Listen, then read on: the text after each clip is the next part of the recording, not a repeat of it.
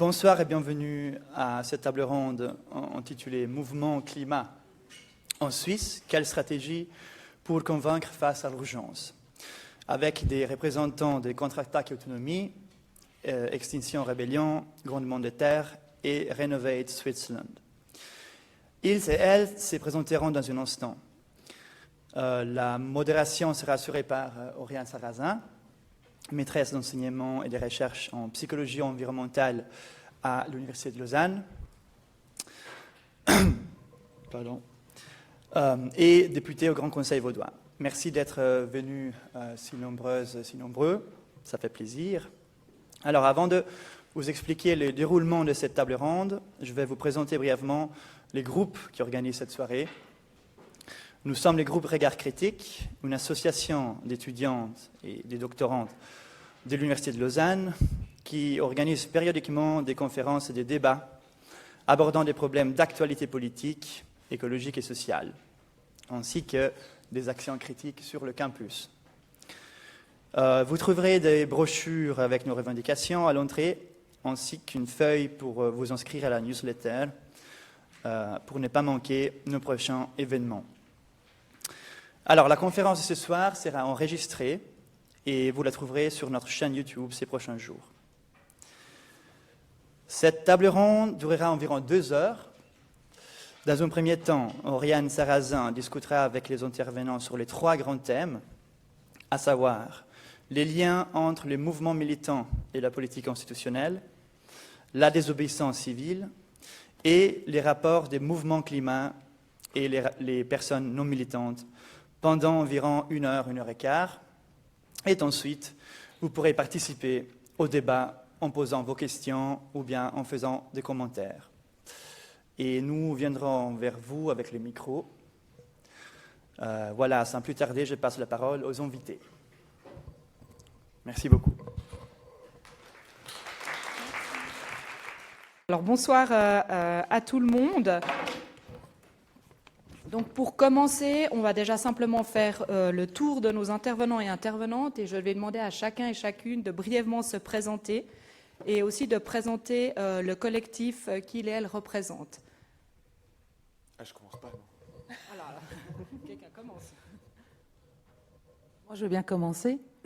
Donc, je m'appelle Forel et je représente Contre-Attaque et Autonomie, qui est un collectif écologiste intersectionnel, militant et anticapitaliste basé sur Lausanne. Voilà. Moi, c'est François et je fais partie de Renovate Switzerland depuis 1 an et demi. Et je suis organisateur dans la campagne. Et en fait, on a une organisation aussi derrière qui s'appelle Act Now et qui a pour but de faire différentes campagnes pour mobiliser 1% de la population suisse en action non violente. Donc ça, c'est notre objectif général. Alors, bonjour à toutes et tous. Moi, c'est Sato pour ce soir. Je suis chercheur dans le domaine de l'énergie et de la transition énergétique. Et assez vite, au début de mes études, de mon doctorat, en fait, je me suis rendu compte que les solutions technologiques ne suffisent pas. Et c'est ce qui m'a donné envie de m'engager dans Extinction Rébellion. Je suis donc entré en 2019 à Extinction Rébellion Genève et puis assez vite, pour des raisons un peu de circonstances, je me suis retrouvé dans le groupe légal d'Extinction Rébellion. Donc je gère des procès, je fais des contacts avec des avocats et j'essaie de rendre les choses un petit peu visibles. Ce qui m'a attiré aussi chez XR, peut-être aussi pour présenter très brièvement le mouvement, c'est un mouvement qui s'appuie un peu sur 2 piliers. D'une part, on a une tactique d'aller au contact du public, d'occuper les espaces publics pour que les gens se rendent compte que c'est leur problème et qu'il faut faire quelque chose par rapport à ça. Ça me parlait beaucoup parce que j'avais cette impression que justement c'est ce qui manquait dans la façon dont on adressait le problème. Et puis au niveau des revendications, ce que demande Extinction Rébellion, c'est à ce que le gouvernement reconnaisse l'insuffisance du système représentatif actuel des assemblées parlementaires et convoque des assemblées citoyennes qui seraient des panels de citoyennes et citoyens tirés au sort et qui prendraient les décisions qui s'imposent sur la base d'input d'experts et de personnes concernées. Moi, c'est Colin. Je viens pour représenter les grandements des... Je parle fort, là, non. Je viens pour représenter les grandements des terres. Du coup, les grandements des terres, c'est un mouvement de résistance climatique, territoriale et paysanne. Et on cherche à faire du lien aussi entre les différentes luttes locales, qui s'ancre dans nos territoires et nos régions. Merci beaucoup à vous quatre. Donc, le premier thème qu'on va aborder, c'est les liens entre militantisme, politique militante et politique plutôt institutionnelle. Déjà, vous demandez pourquoi vous, dans votre parcours, vous avez décidé à un moment de vous engager sur une voie militante. Est-ce que vous avez déjà eu une autre forme d'engagement politique de manière plus institutionnelle? Est-ce que vous pensez qu'on peut faire les deux à la fois? Est-ce que c'est des manières complémentaires ou au contraire qui ne sont pas compatibles pour vous d'essayer de faire avancer les choses? Oui, dans mon parcours personnel, oui, j'ai déjà eu des engagements institutionnels. Je pense que l'engagement institutionnel, ça peut être un outil dans beaucoup de cas. Qui peut avoir une importance relative, ça dépend de quelle lutte on a et tout ça, et on peut voir notamment des luttes qu'on a eues à Vufflon-la-Ville, on a fait une occupation de la forêt, de finalement que le projet soit annulé par le conseil communal, mais du coup c'est une institution qui est à un niveau très local et qui n'est pas ancré sur un niveau qui est plus élevé comme la région suisse. Donc je pense que ça dépend vraiment à quel niveau on s'installe institutionnellement. Genre localement, ça a probablement beaucoup de sens de le faire. Mais il ne faut jamais se dire que avoir un engagement institutionnel peut apporter une optique aussi révolutionnaire, parce que c'est une nécessité de critiquer ce système en place pour faire comprendre qu'en fait, on ne vit concrètement pas dans une démocratie, et que pour faire émerger une société qui soit plus sociale et écologiste, on a besoin de renverser ce système en place, et ce n'est pas par l'engagement institutionnel que ça va le faire. C'est justement que ça va plutôt empêcher surtout cette émergence d'une nouvelle société. Alors moi, dans mon parcours, en fait, j'ai commencé par m'engager dans des associations environnementales locales, et j'ai constaté que la portée d'action était quand même relativement limitée, qu'il y avait aussi une sorte de partenariat avec les institutions et avec certaines entreprises qui bloquaient aussi finalement la transformation et une récupération finalement par le politique, avec une sensation de faire bouger les choses, mais qui finalement ne faisait pas bouger grand-chose. Et c'est à partir de là, tout en restant engagée d'ailleurs dans ces associations, que je me suis engagée dans un mouvement un petit peu plus radical, qui remet finalement en cause à la fois les institutions, mais l'illusion qu'on puisse vraiment travailler avec les institutions en place, et finalement aussi réformer le système.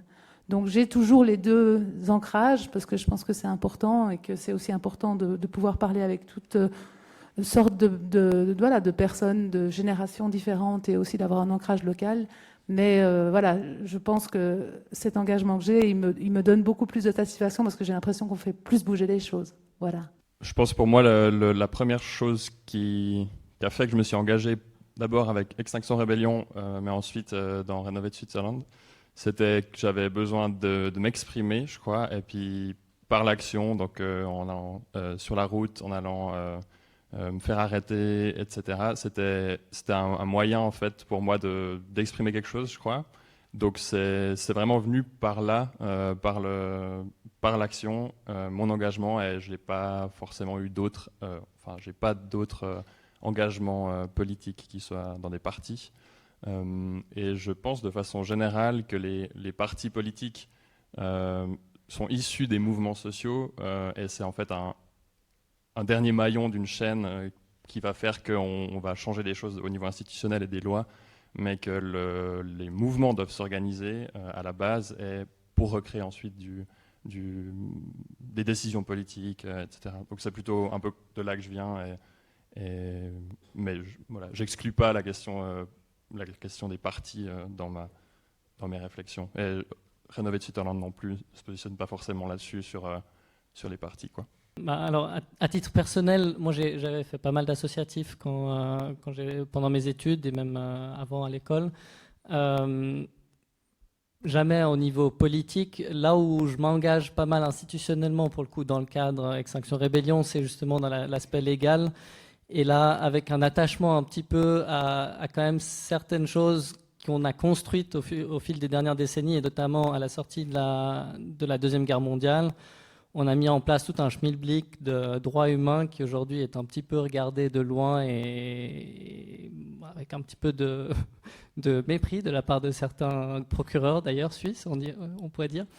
Et c'est vrai que ça, pour différentes raisons aussi liées à mon parcours personnel, à un moment donné j'avais rencontré un ancien résistant, Stéphane Hessel, qui nous avait parlé à l'école de ça, et je suis assez attaché à ces principes qui ont été créés à la sortie de la Deuxième Guerre mondiale, à un moment où les gens s'étaient rendus compte à quel point les choses peuvent tourner mal quand une société n'arrive plus vraiment à, en fait, perd ses capacités de remise en question et ses capacités de changer de cap. Donc voilà, un fort attachement à ces principes-là et à travers ces principes-là aux institutions qui leur sont attachées. Donc on parlerait de la Cour européenne des droits de l'homme. Et de ce point de vue-là, donc assez engagé pour ça, et notamment, là, je profite de caser la page pub. Il y a quelqu'un dans la salle avec qui j'organise un symposium sur les procès climatiques en Suisse à l'université de Berne, donc ça va jusque-là, de s'engager dans des aspects institutionnels, si on veut, dans le sens où on est dans du légal, dans du amener des gens autour de la table pour discuter de choses comme ça. Ça, c'est l'aspect personnel, et puis je crois qu'on va parler de l'aspect mouvement, donc je ne sais pas si j'enchaîne directement. Extinction Rébellion n'a pas vocation à faire des procès, ni à faire des blocus de la Cour européenne des droits de l'homme ou quoi que ce soit. Je le disais tout à l'heure, Extinction Rébellion est un mouvement qui a vocation à faire des actions sur l'espace public, d'aller au contact du public. Et de ce point de vue-là, à Genève, ce qu'on a pas mal mis en place, donc je précise aussi tout de suite que c'est un mouvement apartisan, donc on ne soutient pas un parti plus qu'un autre, et on met en cause l'ensemble du système partisan et l'ensemble du système représentatif à travers cette revendication des assemblées citoyennes.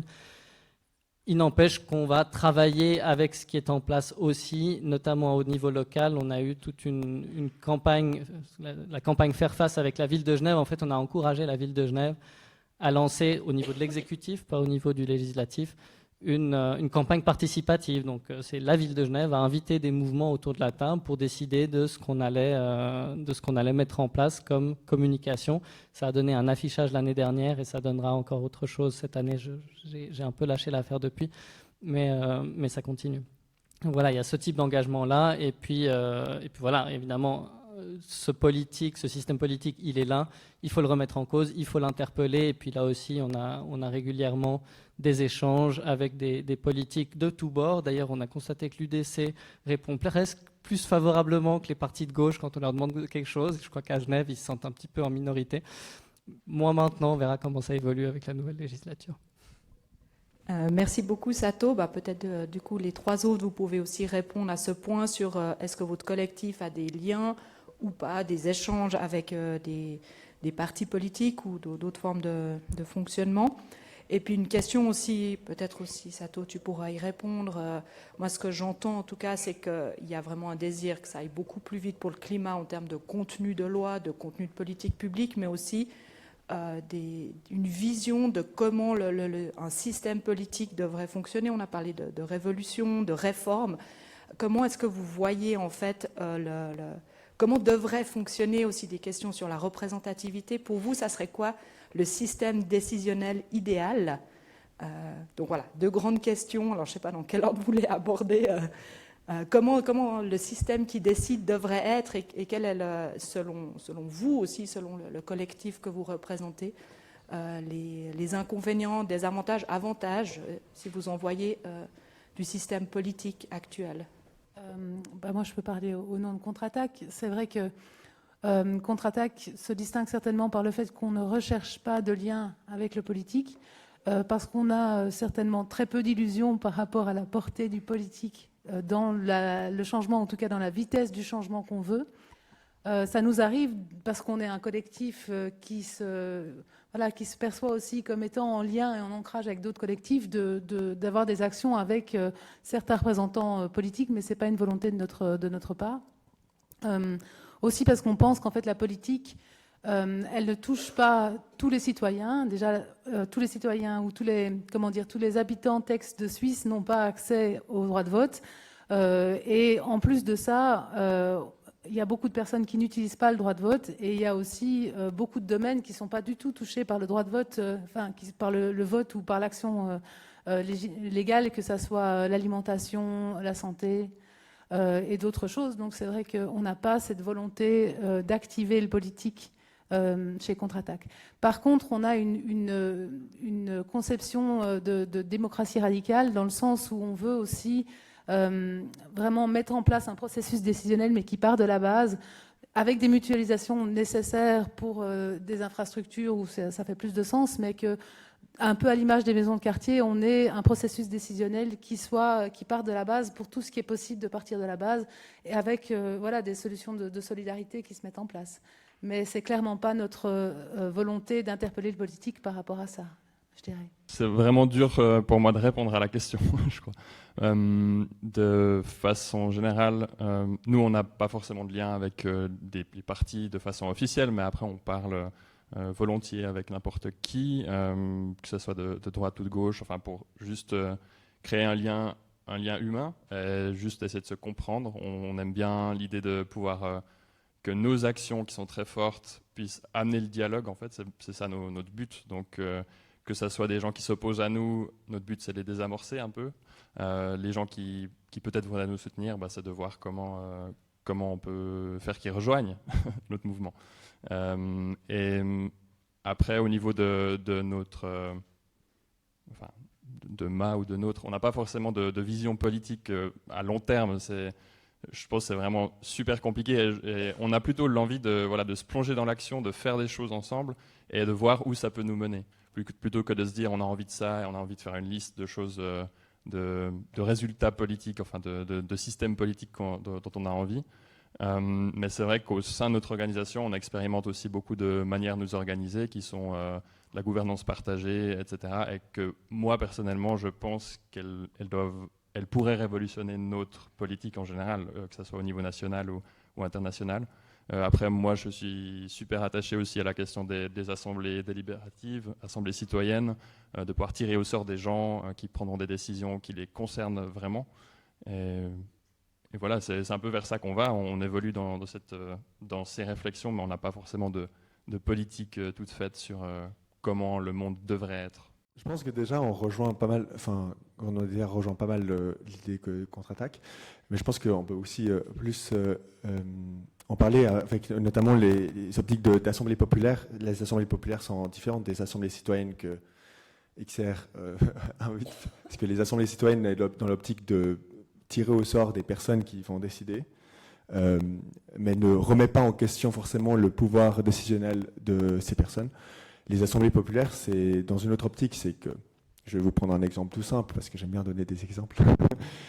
Vous imaginez, vous êtes dans votre petit quartier et vous voulez installer un bac enfin, faire de l'agriculture dans un bac devant votre bâtiment.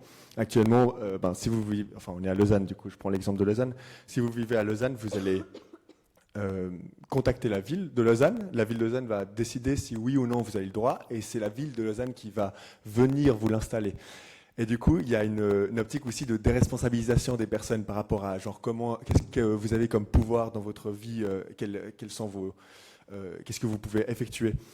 Des assemblées populaires, c'est différent. Vous vous retrouvez dans votre quartier, vous décidez ensemble en mode mais ça serait cool qu'on ait des bacs pour faire de l'agriculture devant nos immeubles. Et en fait, vous le faites vous-même. Vous déléguez des tâches. Il y a une personne qui est menuisière qui peut s'occuper de construire ses bacs, il y a une autre qui peut choper de la terre. Et c'est là, en fait, de se reprendre, se responsabiliser aussi par rapport à comment est-ce qu'on peut agir sur nos vies. Et c'est pour ça que c'est important de critiquer la démocratie, qui est actuellement une démocratie qui déresponsabilise énormément. Enfin voilà, et je pense que c'est aussi toute une optique qui est théorisée dans le municipalisme libertaire, théorisé par la famille Bookchin. Enfin voilà. Mais je ne sais pas si vous avez d'autres questions, mais si vous voulez, on peut en parler encore longtemps. On part sur une longue discussion là. Non, alors je rejoins complètement ce qui a été dit, et puis j'ai déjà pas mal épuisé mon temps de parole. J'aimerais juste souligner une chose qui est apparente dans pas mal de ce qui a été dit, c'est vraiment les collectifs citoyens sont vraiment un espace d'expérimentation avec des nouveaux modes de décision, avec des nouveaux modes de faire ensemble. Et je crois que ça, c'est vraiment quelque chose qui manque dans la société actuelle. Je rejoins complètement. On est dans une société qui déresponsabilise, qui n'a pas les processus pour que les gens se sentent investis d'une responsabilité et se sentent investis ou inspirés à collaborer pour faire ensemble. Et là, on a vraiment, il manque quelque chose, y compris au niveau politique. Enfin, c'est la polarisation politique, j'en suis convaincu, qu'on vit aujourd'hui est entre autres due au fait que les gens qui sont là n'ont juste jamais vraiment expérimenté le dialogue, la communication non violente et des tas d'outils qui existent et qu'on ne connaît pas.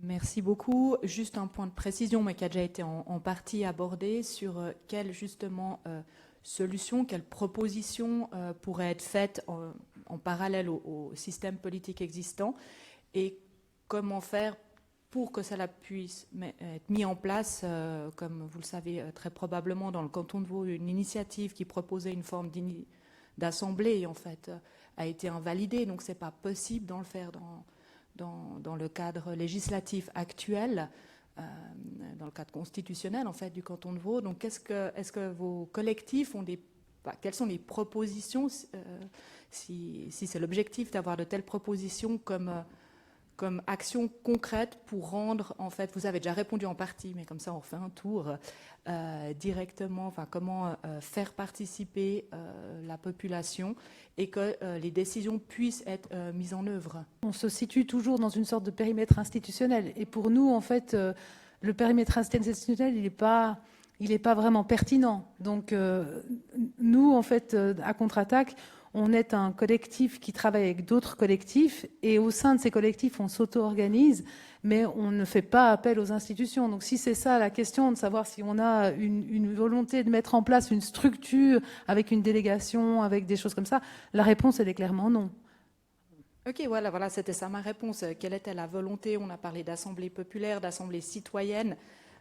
S'il y a un intérêt dans les collectifs pour les mettre en place, comment pouvoir les mettre en place, comment vont les réflexions. Pas tous les collectifs ont ces réflexions. Réagir sur ce point, sur l'initiative, j'ai pas encore été regardé dans le détail cette histoire-là. Ce que j'ai compris de ce qu'on m'a rapporté, c'est le souci constitutionnel porte sur un aspect de l'histoire, je ne sais plus ce que c'était exactement, par rapport à la constitution du canton de Vaud, sauf erreur, là encore, peut-être. Je pense que ça n'exclut pas, déjà ça n'exclut pas une modification de la Constitution, ça n'exclut pas non plus une façon de le mettre en place autre, sachant que ça, on est là sur un temps assez long évidemment, et que dans le temps court, qui est celui de l'urgence dans laquelle on est, il faut aussi savoir laisser tomber ça et juste faire exister l'alternative sur le terrain, tout en essayant de travailler pour que ça puisse entrer ensuite non seulement au niveau décisionnel politique, mais il y a toutes sortes d'autres niveaux, au niveau déjà des collectifs, mais je pense aussi, on a des entreprises qui se mettent de plus en plus à la gouvernance partagée, l'économie sociale et solidaire. Tout ça, ça crée des nouveaux espaces où les gens prennent l'habitude de décider pour eux-mêmes. Voilà, ça me permet de faire le lien. Merci Sato pour ton dernier commentaire, où on va parler plutôt des actions de plusieurs de vos collectifs. Des actions dites de désobéissance civile, qu'on peut aussi définir si on veut après. Une question pour faire le lien entre le politique, j'utiliserai le conditionnel quand on l'a préparé. C'est vrai que c'est une question qui peut marquer un peu. Là, on a eu des votations fédérales en Suisse. On voit que le principal parti écologiste a pas mal perdu des plumes. Différentes explications ont été amenées dans les médias et autres sphères qui ont décrypté ces élections. Et l'une des explications au conditionnel serait que finalement, des personnes qui votent écologistes ne sont pas à l'aise avec les actions de désobéissance civile et auraient préféré ne pas voter ou voter pour d'autres partis. Qu'est-ce que vous pensez de ce genre d'arguments? Déjà, toute cette médiatisation là autour, c'est juste une création médiatique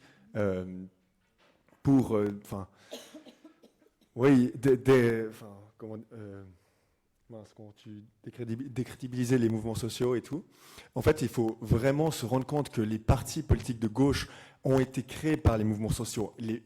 Toutes les idées viennent des mouvements sociaux. En fait, c'est que les mouvements sociaux qui ont milité pour avoir des droits aujourd'hui, et c'est les partis de gauche qui sont venus représenter ces mouvements sociaux à l'institutionnel. Aujourd'hui, qu'est-ce qu'on voit? C'est que des mouvements que l'on dit de gauche, prétendument de gauche, qui sont le PS et les Verts et Vertes,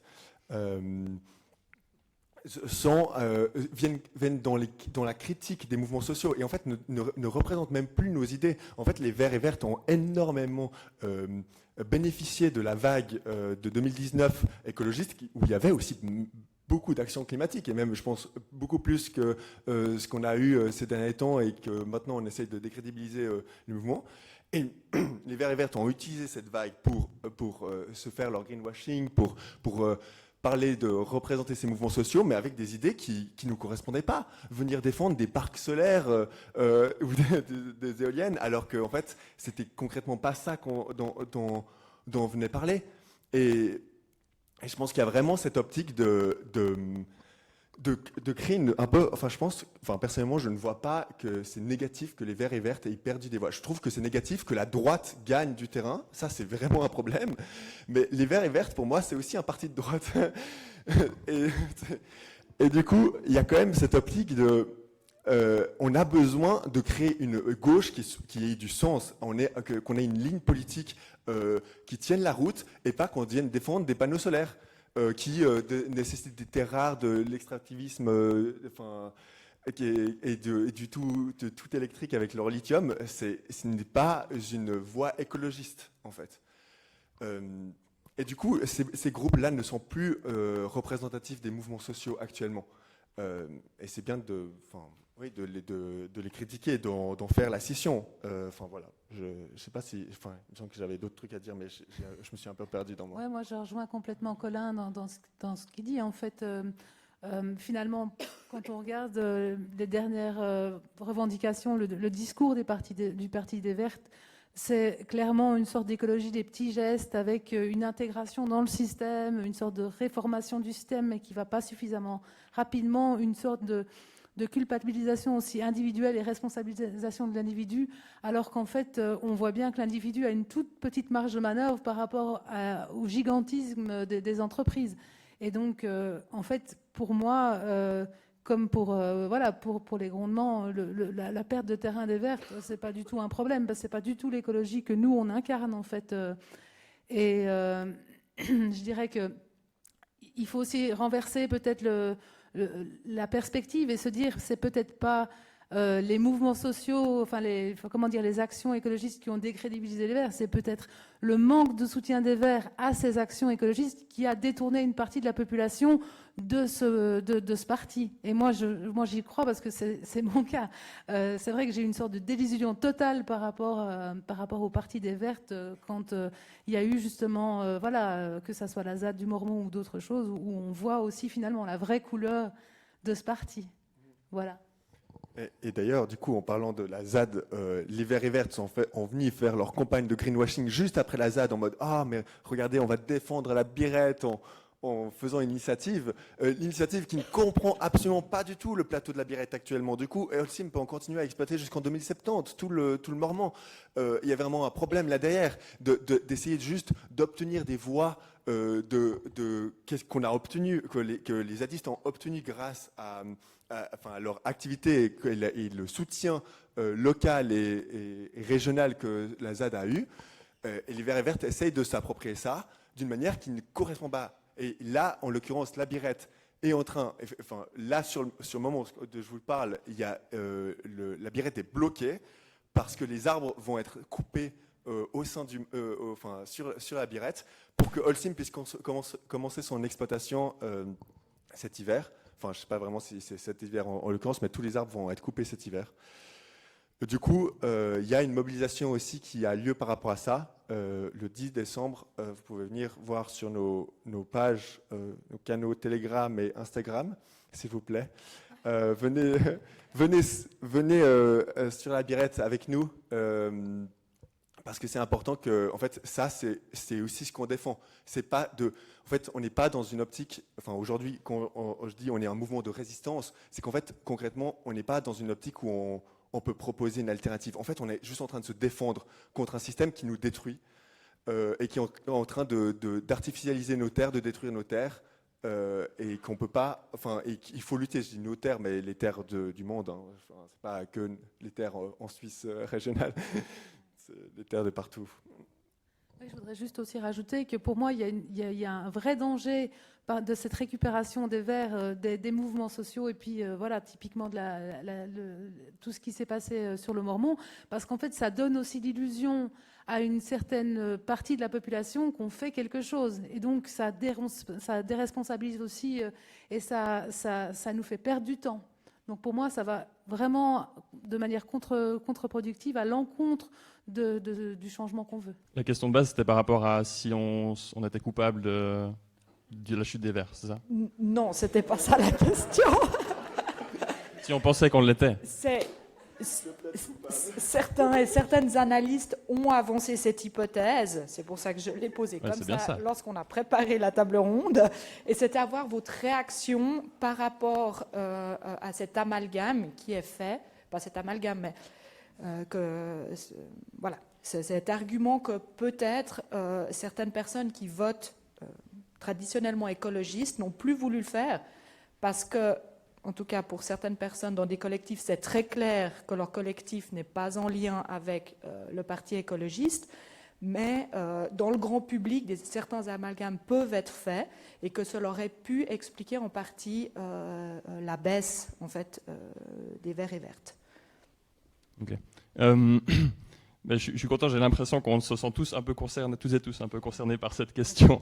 Moi, je pensais à la base que c'était que notre faute à Renovate, parce que la question dans le sondage Sotomo, sur laquelle il s'était pas mal basé, c'était les activistes qui se collent la main à la route. Du coup, je l'ai pris ça très personnellement. Je me suis senti un peu coupable aussi, parce que je savais pas trop, si c'était bien ou pas. Non, mais en vrai, je sais pas, j'en sais rien, je m'en fous un peu. En vrai, je pense que ce qui est hyper important, c'est que les gens ils aillent en action et puis ils disent leur vérité en fait. Ils arrivent à s'exprimer, à dire qu'on est dans une mer de noir, et puis je pense que c'est ça le plus important. Après, ce que les gens ils en font, s'ils changent leur raison de voter parce qu'ils pensent qu'on n'est pas, enfin voilà, on fait pas juste. Mais en fait, je m'en fous vraiment. Enfin, je pense qu'on est à un moment donné où la vérité, nos vérités en fait doivent être dites. On doit aller dans la rue et c'est par ça qu'on va réussir à changer quelque chose en fait, à s'organiser ensemble pour que quelque chose change. Mais si on commence à faire des calculs politiques sur qui va perdre quoi, etc., je pense qu'on n'en est pas sorti. Voilà, c'est juste comme ça que je le prends. Mais après, en vrai. Ça me stresse un peu ces trucs parce que je me dis, je sais pas, je me dis les Verts c'est quand même des gens qui portent les questions qui nous soucient et je me pose des questions tous les jours si c'est la bonne manière ou pas, mais je crois que ça l'est. C'est pour ça que je continue. Je sais pas s'il y a beaucoup à ajouter. Une chose, c'est effectivement, je pense on a beaucoup brodé sur une légère baisse des Verts dont je ne sais même pas si elle est statistiquement significative et qui en tout cas reste le deuxième score de leur histoire. Dans 4 ans, on verra bien ce que ça donne. Je veux dire, c'est des perspectives à long terme. On a aussi, c'est connu, il y a des balanciers politiques, ça va à gauche, ça va à droite. Tout ça, malheureusement, en un sens, indépendant des questions climatiques et tout, je suis pas sûr du tout qu'on puisse dire que les mouvements sociaux ont eu un impact dans un sens ou dans l'autre. Pour répondre à ça, il aurait fallu inviter un spécialiste des mouvements sociaux, une spécialiste, une électeur-trice, et puis probablement un ou deux politiques de tous bords. Et puis on verra ce qui en sortirait. Ce qui est sûr par contre, c'est que, enfin pour moi, ça illustre quand même la faiblesse de la démocratie représentative quand il s'agit d'adresser des problèmes urgents tels que le réchauffement climatique, l'effondrement de la biodiversité, la destruction du plateau de la Birette. Il y a des choses où on ne peut pas juste attendre la prochaine échéance dans 4 ans. Donc là, il y a vraiment une remise en question fondamentale de notre système politique à avoir, de comment est-ce qu'on rend la société plus flexible et plus réactive face à ce genre de choses. Et voilà, on pourrait revenir à la question des assemblées citoyennes et tout. Merci. Alors, une autre question, on pourra revenir aussi aux assemblées comme proposition, en fait. On va parler là plus généralement de la désobéissance civile, pas forcément en lien avec des élections. Alors moi, là, je vais parler comme chercheuse. Je suis psychologue sociale dans mon domaine. Depuis des décennies, on étudie comment des actions que nous, on dit non normatives, qui peuvent être illégales ou simplement surprenantes, pas dans les habitudes, comment elles marquent les opinions, les esprits, comment elles font changer les comportements. On sait empiriquement, dans plein de domaines différents, que quand quelqu'un fait quelque chose justement de non normatif, comme de la désobéissance civile, ça peut avoir plus d'impact sur l'opinion, mais uniquement quand c'est perçu comme non violent. Et cette perception de violence, elle est complètement subjective. Une personne peut trouver extrêmement violent de dégonfler les pneus d'un SUV et une autre personne pas du tout, par exemple. Et est-ce que cette question de comment sont perçues les actions sont discutées dans vos collectifs, comment le curseur est mis, je ne sais pas comment dire, comment décider d'aller plutôt se coller une main devant le Gothard ou de faire une marche lente, comment décider quel type d'action et comment la perception du public est prise en considération pour choisir un type d'action plutôt qu'un autre. Nous, c'est quand même un débat relativement stérile et puis un peu obsolète, dans le sens où, en fait, déjà, qu'est-ce qui est violent, qu'est-ce qui est non violent, c'est quand même très subjectif, et comme vous l'avez dit, mais c'est toujours un peu les mêmes qui décident ce qui est violent et ce qui est non violent. Et quelle est la violence? La première forme de violence, c'est la destruction du monde vivant, c'est la 6e extinction de masse, c'est tout ce que fait tout ce que font les grandes entreprises à l'étranger, qui est complètement invisibilisé ici ou très peu discuté. Donc c'est vrai que je dirais qu'il n'y a pas vraiment de thématisation de la violence ou de la non-violence, dans le sens où pour nous c'est de la contre-attaque, c'est pas de la violence, c'est de la résistance. Voilà. Et donc c'est vrai que on n'a pas, je pense pas que ce soit vraiment thématisé chez nous. Oui, je pense que c'est ce que je voulais dire par rapport à ça. On a des moyens d'action et on se pose pas non plus vraiment la question de savoir comment ça va être perçu par le public, parce que nous, ça nous intéresse pas vraiment le public. Ce qui nous intéresse, c'est les personnes avec qui on s'ancre, avec qui on travaille, les collectifs, les liens qu'on tisse. C'est pas de passer dans les journaux ou d'avoir un article sur nous. Ça nous intéresse pas, en fait. On est dans la joie de l'action, voilà. C'est intéressant que tu dises que c'est pas thématisé chez Extinction Rébellion. Non, enfin, donc sans aucun reproche. À Extinction Rébellion, ça a été sur-thématisé très clairement. C'est un des principes et valeurs du mouvement. Nous sommes un mouvement non violent. Faut-il encore définir la non-violence, et puis ensuite encore faut-il pouvoir s'en expliquer auprès des autres mouvements qui se sentent ensuite attaqués ou décrédibilisés ou autres. Tout ça, c'est des questionnements et des débats qu'on a un peu régulièrement. Je pense que derrière ce qu'il y a, c'est ces deux approches au changement. Il y a cette approche très terrain de dire mais nous on s'en fiche, ce qu'on veut c'est faire le changement, c'est être le changement. Et puis il y a l'approche qui était l'approche de XR de mobilisation de masse si on veut, où là effectivement on est allé chercher des bases scientifiques qui elles-mêmes ensuite sont remises en question par des scientifiques, mais bref, il faut bien à un moment donné arrêter et puis passer à l'action. Donc on a regardé, il y avait un petit peu de fait empirique, si on veut, qui indiquait que la non-violence était plus efficace. On a mis ça dans les principes et valeurs, enfin c'est comme ça que je l'imagine, j'étais pas là à la fondation du mouvement, mais on l'a mis dans les principes et valeurs, on est parti avec ça. Et le fait est que ce que j'ai observé moi de mon côté, c'est plusieurs personnes qui sont passées à XR et qui nous disaient « mais moi je suis là parce que c'est un mouvement de non-violence, ça me tient énormément à cœur, etc. » Donc voilà, j'aurais tendance à dire effectivement du point de vue de cette mobilisation de masse, ça a aidé. C'est clair que derrière, ça n'a pas forcément aidé au niveau de faire advenir un changement radical au niveau local. Donc je pense que ça reflète surtout deux approches au changement qui sont complémentaires. Et puis, c'est pas parce qu'on fait quelque chose de non violent qu'on n'est pas encore en train de construire un changement sur le terrain. Et c'est pas parce qu'on fait quelque chose de violent ou de perçu comme tel, plutôt, qu'on n'a pas un impact aussi médiatique qui pourrait être positif, ne serait-ce que parce que ça fait bouger ce qu'on appelle la fenêtre d'Overton, et puis que ça donne de l'espace à d'autres pour aller carrément plus loin. Donc voilà, vaste sujet. À Extinction Rébellion, ça a été un choix tactique, et puis on y a un peu lié par ces principes et valeurs qui sont un peu la brique de base du mouvement. Mais Juste, je ne sais pas si tout le monde dans le public a entendu parler de cette fameuse fenêtre. C'est juste possible de définir au cas où c'est pas un fait connu.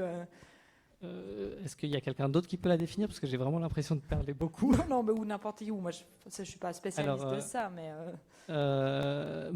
Fenêtre d'Overton, très en gros, l'idée c'est il y a un panel de choses qui sont envisageables dans une société, qu'un politique peut arriver avec à l'Assemblée et dire j'aimerais qu'on vote là-dessus, et puis on va pas le regarder comme un fou. Et puis en proposant des choses qui sont complètement en dehors de ça, genre en allant se coller les mains sur l'autoroute ou en allant occuper le terrain en dessus de la Birette, on crée des nouveaux possibles, on va bien au-delà, et du coup ça fait que d'un coup de commencer à parler de réduire le béton et puis de commencer à remettre en question notre modèle de consommation dominante, ça devient envisageable. Non, moi, je voulais simplement dire, parce que la violence, elle n'est pas thématisée chez nous, mais elle n'est pas non plus. Enfin, je voudrais pas non plus qu'on pense qu'elle est encouragée. On a aussi évidemment la notion de pas prendre de risques aussi personnels, mais simplement, c'est vraiment pas un thème. Pour nous, c'est vraiment un paradigme qu'on a complètement abandonné parce que l'urgence est là et parce qu'il y a besoin d'action. Voilà. Non, déjà, nous, je pense qu'à Grandement des Terres, on se donne aussi une certaine marge de manœuvre selon ce qui peut avoir du sens de faire. Et en fait, en l'occurrence, si effectivement on peut agir sur quelque chose avec le moins de répression possible, eh ben on le fait volontiers, quoi. Enfin, si on peut avoir, si juste on est en parlant avec des personnes, on peut avoir victoire sur ce qu'on souhaite, et ben c'est parfait parce que c'est encouragé. Mais souvent c'est pas le cas et on doit faire plus. Et c'est pas dans l'optique où, effectivement, ce qui peut effectivement nous ralentir actuellement, c'est beaucoup cette répression. Et qu'est-ce qu'on peut obtenir? Ne pas avoir cette répression qui nous tombe dessus, c'est aussi quelque chose qui est méga important actuellement. De pas perdre toute notre thune, de pas perdre notre énergie à faire des procès, ne pas perdre notre temps à juste passer 2 mois en prison alors qu'on aurait pu passer à créer la lutte. Et je dis pas que les personnes qui finissent en prison le veulent vraiment. C'est généralement les personnes qui finissent en prison ne le veulent pas, malheureusement. Mais du coup, il y a quand même un énorme problème avec l'optique de la non-violence qui est partagée par les groupes qui sont actuellement, les 2 groupes à côté de moi. Enfin, pas contre-attaque, je parle pas de contre-attaque.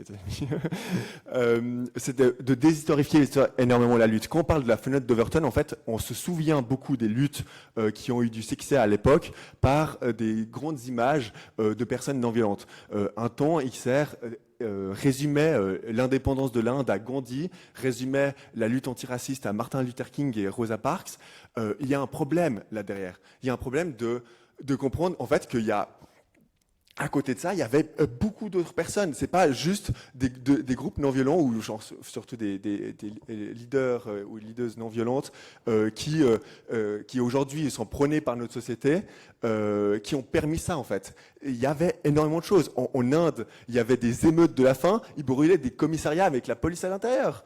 Il y avait des armées des armées révolutionnaires qui se mettaient révolutionnaires, plutôt des armées indépendantistes qui se mettaient en place pour la lutte antiraciste avec Malcolm X n'a pas forcément fait lui-même certaines choses. Enfin, je suis pas au courant vraiment, mais j'ai pas vécu cette période. Mais les Black Panthers, par exemple, faisaient des luttes armées contre la police pour protéger les personnes racisées. Il y a quand même des choses qui se font. Et les suffragettes, évidemment, qui faisaient exposer beaucoup de choses et qui ont fait...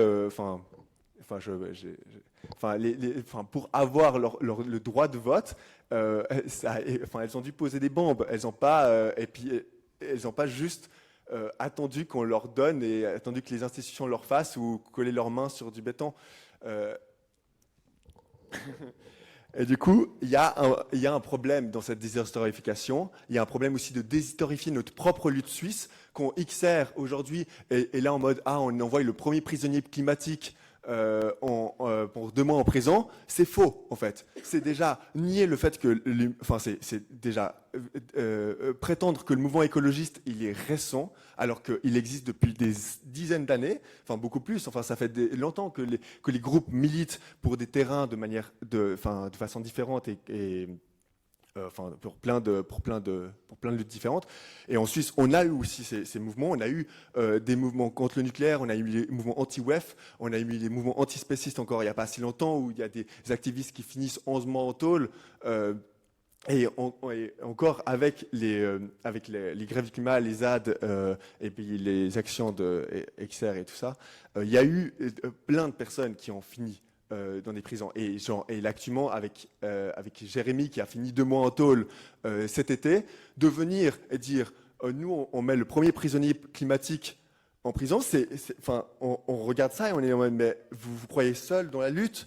Il y a un problème là derrière, de penser que, en fait, de plus penser cette histoire dans la globalité et de penser qu'on est seul dans cette lutte, alors qu'en fait, c'est justement grâce aux luttes qui sont à côté, grâce au fait qu'il y ait des personnes qui acceptent de faire des choses que d'autres ne vont pas le faire, qu'on permet de changer la perception et cette fenêtre de Vorton. Voilà, désolé. Merci beaucoup, Colin. Après, je vais redonner la parole peut-être à François et Sato. Je pense que c'est aussi extrêmement intéressant. Alors, je pense on a ici ce soir un public très averti, mais du grand public, en tout cas vos différents collectifs, les gens ne voient pas forcément toutes les nuances en fait dans la perception de l'action, et ça permet quand même une vision un peu plus précise. J'imagine que les groupes interpellés ont envie de répondre à cette interpellation, alors je vous laisse le faire. Est-ce que vous voulez ajouter quelque chose? Sato, en tout cas, je te voyais t'agiter.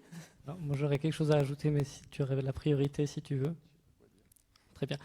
Non, alors, je pense que je rejoins notamment sur une chose, c'est la méconnaissance des autres mouvements. Et je crois que c'était une des caractéristiques d'Extinction Rébellion quand même, et de Renovate dans une certaine mesure. Justement, parce que ça a attiré autant de monde d'un seul coup à un moment donné, ça a attiré aussi beaucoup de gens qui n'avaient aucune idée de ce qui s'était fait avant. Et je pense que dans la tête de certaines personnes, il y a effectivement un truc, Nick Coco, le premier prisonnier politique de Suisse, c'est clair que si on prend un petit peu de recul avec un petit peu d'expérience pour celles et ceux qui en ont, ce qui n'est pas mon cas, moi j'ai débarqué là-dedans justement comme une fleur, et puis j'apprends un peu sur le tas au fur et à mesure, de temps en temps en me faisant un petit peu taper dessus, mais ça va en ce qui me concerne, je me plains pas trop. Mais ouais, il y a vraiment cette méconnaissance non seulement des luttes récentes, mais aussi après de l'histoire, de ce que ça veut dire et de ce qui a marché ou pas marché, etc. Et là, les études scientifiques nous aident dans une certaine mesure. On va encore parler de la science après. Je pense qu'on a aussi tout un problème avec le rapport à la science au niveau sociétal aujourd'hui, et y compris dans les mouvements, sur comment l'interpréter, comment elle est imposée, etc. J'allais me perdre. Ouais, donc vraiment, cette notion de perte de l'historique, de perte de ce qui s'est fait avant, c'est assez grave. Après, d'un point de vue pragmatique, je trouve intéressant que des mouvements qui ont justement un peu cet ancrage non militant, non a priori, puissent faire émerger des problématiques que d'autres mouvements subissent depuis très longtemps sans vraiment avoir les moyens, qu'est-ce qu'il faudrait dire, le capital social, allez parlons de capital, pour les faire, pour les rendre visibles. Et donc voilà, je trouve que c'est intéressant, on va voir où ça mène. Je peux aussi admettre que ces mouvements-là manquent de remise en question et donc ne viennent pas assez consulter, n'écoutent pas assez ce qui se dit, mais là c'est... Avec Extinction Rébellion Genève, depuis qu'on a commencé, et puis qu'au tout début, on s'était retrouvé avec des menaces sur des fils Telegram parce que, oulala, vous êtes non violents, on a vraiment ajusté le message, et donc je crois qu'on a réussi à plus trop être sur la sellette. Après, c'est vrai que, au sein de Contre-Attaque, le fait de qualifier Nick Coco de premier prisonnier climatique suisse, pour nous, c'est une sorte de manque de respect et surtout de manque d'ancrage et de manque de lien avec les autres collectifs, parce qu'on aurait pu demander aux autres collectifs s'il n'y avait pas d'autres prisonniers climatiques avant, et donc ça, c'est une sorte de déni en fait de ce qui s'est fait et des luttes qui se sont portées avant. Donc c'est vrai que, c'est aussi, voilà, pour moi, assez symptomatique de l'état des choses actuelles et des liens qui existent ou pas entre certains collectifs. Ouais, je sais pas trop quoi dire non plus. Enfin, je sens qu'il y a pas mal de choses qui sont pas dites entre les mouvements. J'ai l'impression. Enfin, genre, ouais, qu'il y a du ressentiment et du ressentiment par rapport à des choses que certaines campagnes disent et qui sont mal ressenties de la part d'autres mouvements. Voilà, donc je ne sais pas exactement ce que c'est en particulier. Bah, si c'est par rapport à ce truc de Nikoko, nous c'est vrai qu'à Renovate Switzerland, Nikoko est dans Renovate Switzerland hyper actif et donc nous on porte vraiment son choix. Du coup, c'est un choix en effet d'aller en prison. Dans ce cadre-là, c'est possible qu'il y ait des communications qui froissent, d'autres personnes. Et ça serait hyper intéressant d'en discuter. Après, sur le fond, enfin sur la non-violence en soi, et la violence, ouais, honnêtement, je trouve que ça a pris beaucoup trop de place, ce débat, en fait. Ouais, nous, on se dit non-violent parce qu'on a un public, en effet. Notre but, c'est d'aller dans les médias aussi pour faire parler de nous et ensuite de pouvoir faire des conférences, de pouvoir parler aux gens, de pouvoir intégrer les gens. Et donc, on se dit non-violent parce qu'on pense que c'est quelque chose qui résonne chez les gens, en fait, de se dire, on n'a pas envie d'un monde violent dans le futur, donc on veut des mouvements sociaux qui soient non-violents. Et après, sur la compréhension fine de qu'est-ce qu'on veut dire, à quel moment, etc., je pense que ça vaudrait aussi hyper la peine de dialoguer entre les mouvements pour comprendre, en fait, qu'est-ce qui pose problème à chacune et chacun dans ces définitions. Parce que là, je suis un peu dans le flou, en fait. Je ne comprends pas trop exactement qu'est-ce qui pose problème dans notre communication. Et puis, je me sens aussi pas mal visé par vos critiques. Du coup, ça serait hyper intéressant. Voilà. Quoi ? Je disais, on arrive bientôt à 1 heure, donc réponds sans Oui, autre après, okay. puis je résumerai un peu la dernière question, comme ça j'imagine qu'il y a pas mal de réactions et de questions du public auxquelles vous pourrez aussi répondre bien sûr après. Je pense que je peux répondre directement de pourquoi est-ce que c'est problématique de dire non-violent. C'est parce qu'en fait, vous définissez, quand vous dites non-violent, vous définissez que le reste des mouvements qui ne se disent pas non-violents sont par extension violents. Et en fait, c'est pas parce qu'on vient utiliser des méthodes qui sont différentes qu'on est violent. Enfin, on lutte contre des oppressions qui sont systémiques. Genre la violence et les oppressions, c'est deux choses qui... Enfin, j'ai l'impression qu'il y a des termes qui définissent certaines choses. En fait, tous les mouvements militants d'extrême gauche luttent contre les oppressions. Et cette violence, en fait, c'est une violence qui est étatique. On n'est pas... quand on fait de la résistance qu'on lutte contre justement la violence de ces oppressions qui sont systémiques, étatiques, enfin... c'est pas être violent de lutter contre ça. Et du coup, il n'y a jamais personne qui vient dire « Ah, mais les suffragettes, c'était des terroristes ». Enfin, à l'époque, c'était dit. Mais aujourd'hui, personne ne le dit. Et je pense que c'est ça qui est important. C'est de dire qu'en fait, aujourd'hui, les personnes qu'on dit « Oh, c'est des éco-terroristes », c'est ces personnes-là qui permettent d'avoir des droits sociaux et climatiques dans le futur. Et de ne pas les définir comme des terroristes, de ne pas les définir comme violents, c'est important, parce qu'en fait, le faire, c'est dénigrer, c'est jouer le jeu de l'extrême droite. Désolé. J'imagine que des personnes après auront des questions ou remarques liées à... Je vais juste poser la dernière question qui était en lien avec les collectifs même. Alors on saute un peu du coq à l'âne, mais ça permettra de boucler les thèmes qu'on souhaitait aborder sur les collectifs en général. Est-ce que vos 4 collectifs souhaitent recruter, je n'ai pas trop le mot, je sais que souvent ce n'est pas des membres au sens officiel, mobiliser, voilà. Est-ce que vous souhaitez mobiliser mais mobiliser, ça peut être mobiliser l'opinion aussi. Est-ce que vous souhaitez que plus de personnes fassent les mêmes actions avec vous? Est-ce que le but c'est rester un petit groupe actif? Comment rendre aussi peut-être, si ça ne l'est pas, hein, bien sûr, accessible en sachant que militer, souvent, c'est bénévole, c'est pas toujours facile de le faire dans certaines circonstances de vie, en fonction de certaines responsabilités ou autres qu'on peut avoir. Comment c'est discuté? Est-ce que c'est... vous suivez simplement l'évolution ou est-ce qu'il y a un peu, j'aime pas le mot, mais des stratégies pour faire évoluer vos collectifs? Puis après, je vous propose les 4 de donner quelques mots sur ce thème et après qu'on ouvre au public pour les questions. Pour nous, en fait, on ne se reconnaît pas dans ces termes de sensibiliser ou de recruter pour plein de raisons, parce que sensibiliser pour nous, c'est de nouveau un peu responsabiliser l'individu avec une sorte d'information un peu verticale de sensibiliser entre ceux qui savent et ceux qui savent pas, et c'est pas le paradigme qu'on vit en fait. Donc pour nous, on fait de l'auto-formation. On essaye justement de faire des arpentages. Donc c'est en fait quand on se répartit la lecture de certains livres et puis on discute en commun. Donc c'est une forme de réappropriation finalement du partage de savoir. C'est quelque chose qui pour nous est très important parce que c'est pas seulement l'information qui est importante, c'est de développer une culture commune et aussi une intelligence collective et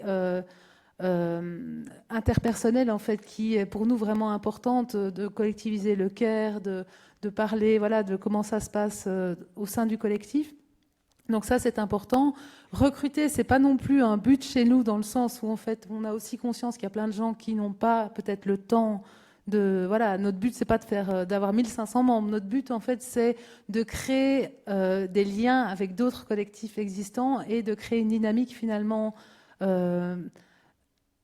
et comme je disais, une culture, mais aussi finalement un projet de politique, un vrai projet d'organisation de sociétés différentes qui ne se positionne pas par rapport aux politiques, mais à partir de cette démocratie radicale. Donc c'est ce terme d'autonomie qu'on a dans Contre-attaque et autonomie, qui vise justement la création d'un nouveau système, surtout d'un nouveau réseau en fait. Donc on est aussi dans une sorte de fluidité où il y a plein en fait de personnes qui sont à Contre-attaque, qui sont dans d'autres collectifs, et on a énormément de travail sur l'ancrage, que ça soit au niveau local et au niveau international, pour tisser des liens avec des collectifs, que ça soit en Colombie ou dans d'autres pays, dans une perspective aussi anticapitaliste. Et on a une campagne. C'est comment voilà, notre campagne anti-impérialiste qu'on est en train de lancer. Pour nous, c'est vraiment important de tisser finalement des liens, plus que d'avoir un nombre de membres. D'ailleurs, on n'a pas de statut de membre. Et on a une organisation qui est, pour moi, hyper formidable, parce qu'on a une manière de répartir le travail d'une certaine manière, sans mettre en avant certaines personnalités plutôt que d'autres, et en ayant des rôles interchangeables, que ça soit des rôles un peu organisationnels. Donc on a vraiment une culture qu'on développe par rapport à ça, et qui est passionnante à vivre. Voilà, je pense que c'est un peu tout ce que je voulais dire. Ah oui, par rapport aussi au côté universitaire, parce que donc c'est vrai qu'on est dans un domaine universitaire et on est aussi des personnes issus, il ne faut pas se le cacher, de certaines, enfin une majorité quand même d'un milieu un peu universitaire.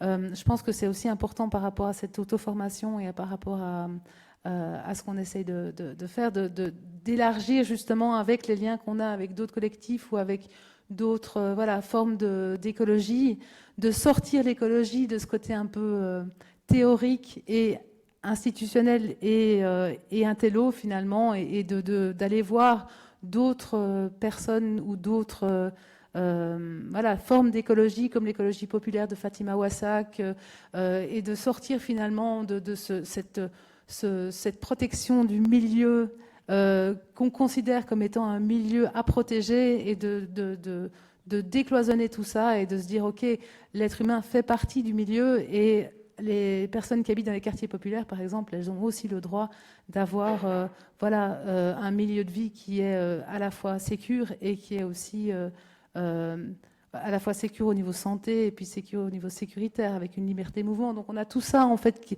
cette volonté de sortir de cette écologie un peu intellectuelle, en fait. Pareil pour nous, je dirais, chez Renovate, les actions, c'est vraiment une porte d'entrée, donc ça nous permet aussi d'exister dans l'espace public, et les gens, du coup, s'intéressent à ce qu'on fait et ont envie de nous rejoindre. Mais après, tout ce qui se passe à l'intérieur, c'est vraiment pour moi le plus important. C'est comment on s'organise, comment on apprend à s'organiser ensemble, comment les gens apprennent ensemble, quelle formation on va pouvoir donner, quelle formation va pouvoir être proposée, notre manière de nous organiser ensemble. C'est vraiment ça qui est la révolution, finalement, qu'on va réussir à mettre en place. C'est au niveau des aspects organisationnels et de pouvoir reprendre le pouvoir. Donc c'est exactement ce que tu disais pour nous aussi. L'action, on voit toujours l'action en se disant une action, en allant sur la route, on va bloquer des gens et on va les forcer de faire quelque chose, etc. C'est pas ça. Nous l'action, c'est vraiment d'aller pouvoir exprimer quelque chose et de pouvoir donner envie à des gens de rejoindre un mouvement et de voir qu'il y a quelque chose qui existe et que c'est possible de mettre les mains dans le cambouis et d'agir. Moi, je crois que je vais rejoindre. Un des objectifs premiers d'XR, c'est aussi un des principes et valeurs, c'est la mobilisation de masse. C'est le fameux mobiliser 3,5% qui depuis a fait couler pas mal d'encre. Renovate a du coup réduit à 1%. Ne me demandez pas sur quelle base. Donc il y a cette notion de mobilisation de masse via en particulier effectivement les actions dans l'espace public qui amènent les gens à s'intéresser, et ensuite la création d'espaces sûrs et de la promotion d'outils pour aller s'organiser ensemble pour que les gens puissent reprendre un peu la main sur ce qu'elles font. Je pense qu'en vous écoutant, en fait, en t'écoutant, il y a une différence fondamentale, mais ça revient à ce que je disais tout à l'heure par rapport à la violence-non-violence. C'est deux approches du changement. L'une, c'est donner les outils aux personnes pour créer le changement, mais très concrètement au niveau local, dans les quartiers, etc. Et puis, il y a la notion de faire advenir le changement via la mobilisation de masse en créant des structures qui, en fait, comme chez Renovate, sont beaucoup tournées vers la communication, vers éventuellement le lobbying un peu politique, le contact avec les politiques. Enfin, il y a toute l'organisation d'Extinction Rébellion, groupe culture régénératrice, groupe politique, groupe action, groupe machin. C'est vraiment orienté sur une autre réalité, pas une autre réalité évidemment, mais un autre canal d'action en fait qu'on cherche à exploiter. Donc de ce point de vue-là, assez complémentaire, et on partage cette notion d'utiliser les outils qui permettent de collaborer. Je pense qu'effectivement, on n'est pas tous égaux par rapport au fait de donner son temps et son énergie dans le militantisme. Et c'est important toujours de construire ce rapport de force quand même par rapport à l'État. Mais ce rapport de force, il peut être construit différemment. Vous pouvez aussi soutenir financièrement les mouvements. Vous pouvez soutenir en faisant certaines choses. Je sais qu'il y a des groupes qui cuisinent en fait pour les mouvements militants. Il y a plein de manières de s'engager. Et il y en a certainement une qui pourrait vous convenir. Je pense juste qu'il faut réfléchir un peu à qu'est-ce qui est l'idéal pour votre propre personne. Et voilà. Et nous, c'est clair que dans notre opinion, on pense que c'est vraiment important de se mobiliser. Enfin, si vous arrivez à vous mobiliser localement, un peu dans des projets, enfin avec la population, enfin avec votre village, votre quartier, pour une forêt ou n'importe quoi, pour protéger ce terrain, en fait, mobilisez-vous avec d'autres personnes et demandez du soutien à des groupes qui sont plus gros. Et en fait, je pense que c'est vraiment comme ça qu'on peut réussir à protéger l'environnement. Ouais, j'ai un peu une triste. J'ai beaucoup d'espoir. Oui, regardez, j'ai un sourire. Alors, merci beaucoup à vous quatre pour ces explications très détaillées. Maintenant, je pense que c'est le temps pour les questions et commentaires du public. Merci beaucoup. Je me présente peut-être rapidement, Valentine Piton, climatologue, donc scientifique, ex-conseillère nationale depuis aujourd'hui auprès du Parti des Verts. Donc, je vais évidemment réagir sur ce qui a été dit tout à l'heure. Oui, à la fois c'est rigolo et puis en même temps c'est un peu effrayant. Et je vais vous poser la question tout à l'heure pour vous dire pourquoi ça m'effraie ce que vous avez dit. Au-delà de, évidemment, ça fait jamais très plaisir de s'entendre dire que tous les efforts et les combats menés pendant 4 ans, en fait, n'ont pas été compris, ont été jugés comme du greenwashing. Mais je pense pas que ce que vous avez dit m'était destiné à moi personnellement, donc je vais en faire abstraction. J'en viens donc à mes questions. Je vous remercie déjà beaucoup pour tout ce que vous avez dit tous les 4, parce que c'est extrêmement intéressant. Et merci aussi pour avoir organisé cet échange. Avant même d'entendre vos réponses à je vais essayer de rassembler en 2 questions. Je tiens à préciser que je pense qu'il y a vraiment un besoin essentiel de communication. Et non seulement, vous l'avez relevé, entre vos différents mouvements, mais aussi entre ceux qui sont les mieux à même de représenter vos revendications au sein du système que vous décriez. J'en arrive donc à mes questions. La première, elle vous a été posée tout à l'heure, en fait. Comment est-ce que vous pensez pouvoir réaliser le résultat de vos échanges lors des assemblées citoyennes, ce qu'il en ressort, les propositions, si ce n'est pas en le traduisant également via le système institutionnel? Ma deuxième question, parce que dans vos réponses, j'étais un peu inquiète, j'avais l'impression, j'espère que je me trompe, que vous sous-estimez en fait les rapports de force, de pouvoir au sein de ce système, et que donc, n'oublions pas que c'est au Conseil national que se décident les lois. On a parlé de la question qui décide, qu'est-ce qui est violent, comment on va condamner quelqu'un pour son action, ou comment on va pouvoir prendre en compte la légitimité de ces combats. Tout ceci, c'est des rapports de force qui déterminent des lois. Et puis, finalement, vous avez le parti qui, d'ailleurs, a le fonctionnement le plus horizontal parmi les différents partis, c'est pas pour rien, et qui a essayé de défendre effectivement ces positions, qui s'est beaucoup affaibli. Et à l'inverse, vous l'avez évoqué, on a l'extrême droite qui, elle, s'est extrêmement renforcée et va donc encore péjorer, je dirais, l'encadrement légal dans lequel vous allez évoluer. Donc, est-ce que vous en avez conscience? Comment est-ce que vous vous préparez à ce changement? Et enfin, je vais m'arrêter là, parce que je pense que plein de monde Après, peut-être, on discute directement. C'est à moi ou bien c'est à tout le monde? Ah. Il y a une autre personne dans la salle qui veut répondre. Ah, oui, tu peux, viens. Du coup, pour situer, je suis aussi dans Contre-attaque et autonomie. Alors, déjà, je trouve intéressant de poser, parce qu'il y a plein de critiques qui ont été faites entre les différents mouvements, que je pense personnellement que c'est hyper important de se critiquer. Se critiquer dans une dimension de solidarité critique. C'est-à-dire qu'on ne peut pas, en tant que mouvement et en tant que personne, encore moins, qui sommes situés dans une réalité sociale particulière, avoir raison. On ne peut pas, nous, être les détentrices des solutions pour sortir des catastrophes climatiques et sociales dans lesquelles on est, non? Et du coup, ça passe par ça aussi. Ça passe par le fait de se confronter les unes les autres dans une dynamique de le fait qu'une personne me remette en question et m'amène des points critiques, c'est un signe de solidarité et d'amour, dans le sens, un amour révolutionnaire, dans le sens de la possibilité de changer ensemble. Bon, déjà ça, je pense que ça change aussi la manière dont on perçoit ce qui s'est passé ce soir, si on le considère. Et ensuite, pour la question des rapports de force, je trouve ça hyper intéressant, parce que, à mon avis, de croire en l'institutionnel, c'est ça, sous-estimer les rapports de force.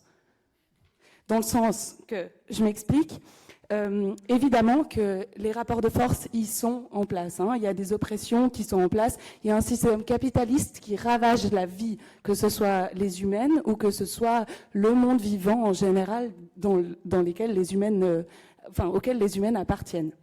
Bon, ça, on ne peut pas uniquement le changer à travers des mesures réformistes d'un État qui collabore avec les pouvoirs économiques qui sont à la source de la destruction.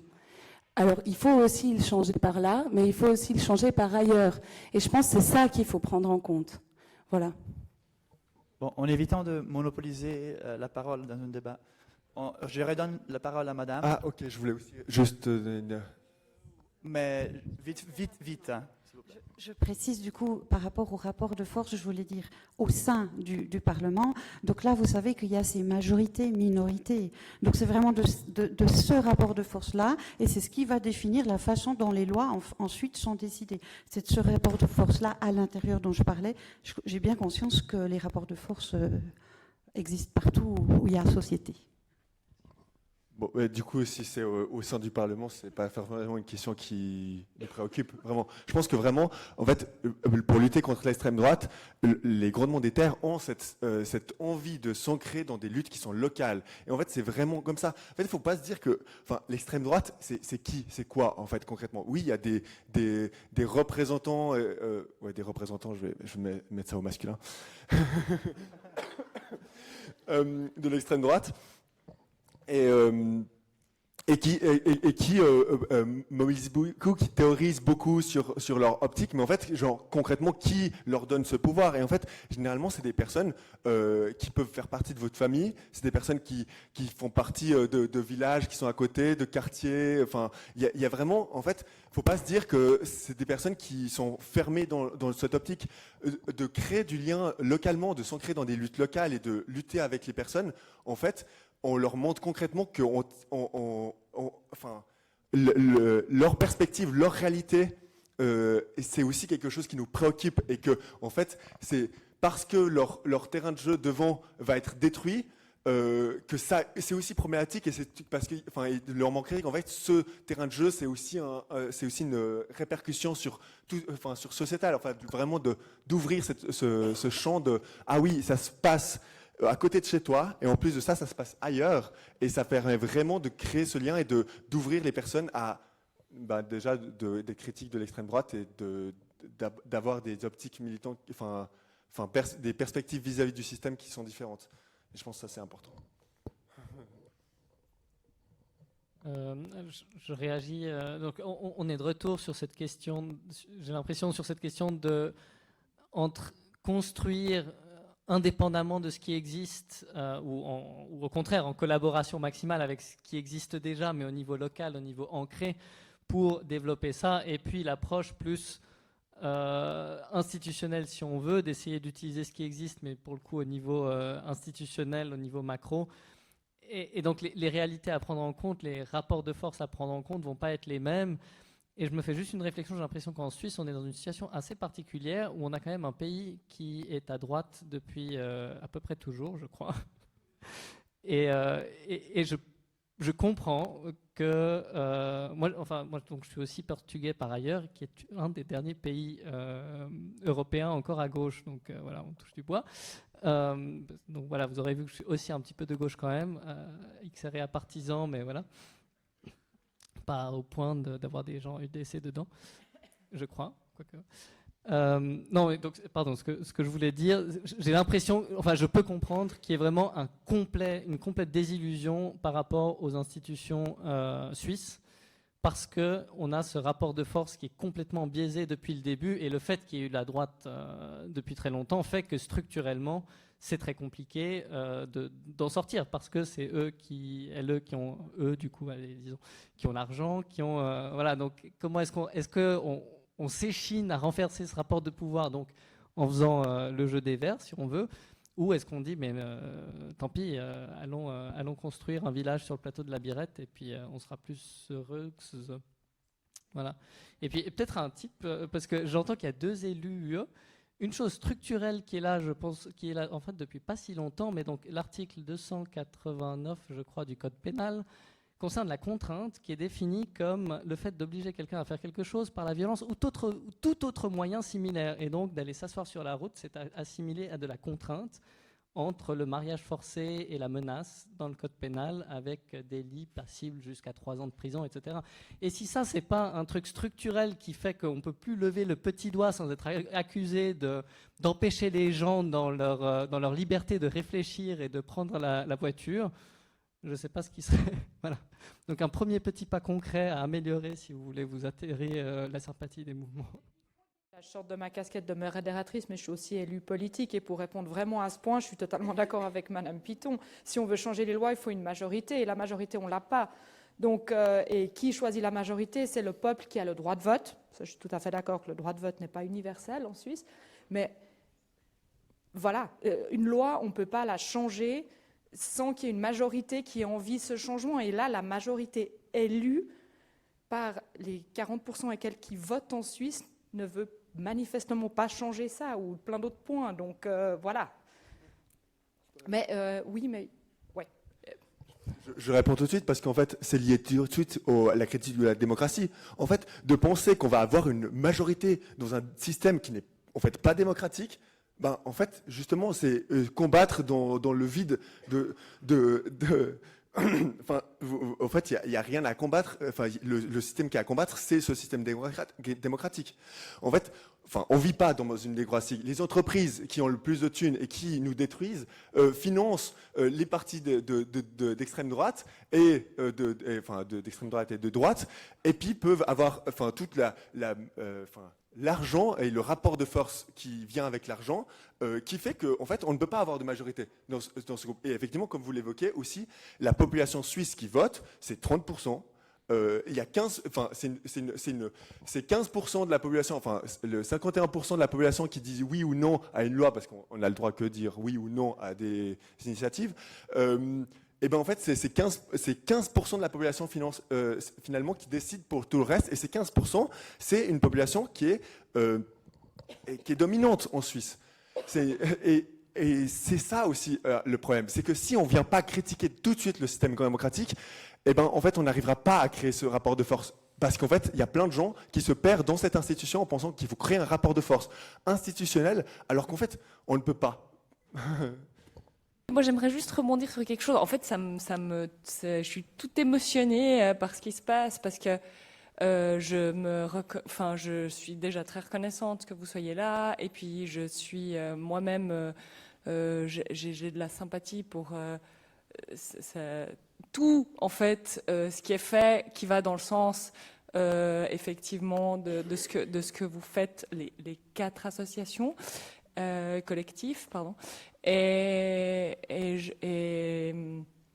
je suis triste, en fait, parce que j'ai l'impression que le fait de vouloir avoir raison ou d'avoir tort, d'être dans cette espèce de logique de binaire de qui c'est qui fait le mieux et puis qui c'est qui va... Ben, on perd une énergie folle, en fait, entre gens qui sont en train de combattre la même chose.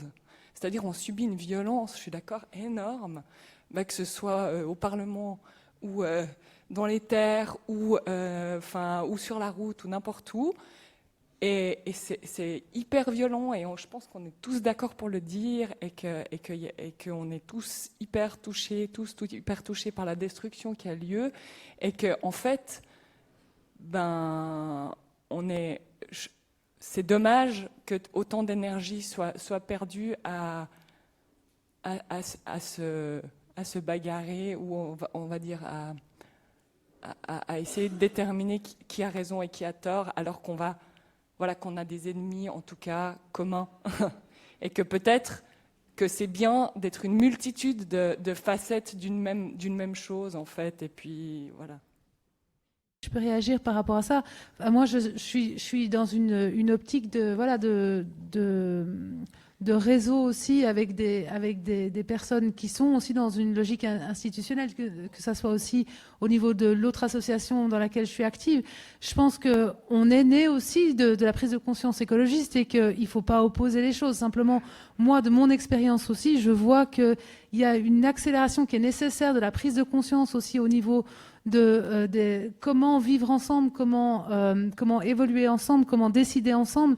Et j'ai pas l'impression que les personnes que je côtoie, qui soient dans le parti des Verts, aient encore incarné ce changement-là. Et c'est comme on disait, finalement, une preuve d'amour que de vouloir aussi challenger les personnes. Donc moi, je suis pas du tout dans une optique de dire il y a quelqu'un qui a raison ou il y a quelqu'un qui a tort. On est tous à se questionner ensemble pour avancer ensemble, et ça passe aussi par le fait de soulever ce qui gratte. Je pense que c'est important. C'est une question qui est exactement dans la ligne de la précédente, c'est comment est-ce qu'on met en place cette solidarité critique? Parce que quand j'entends parler du concept de solidarité critique, ça résonne énormément en moi, mais moi j'ai pas du tout l'impression d'avoir vu ça ce soir. J'ai l'impression d'avoir vu...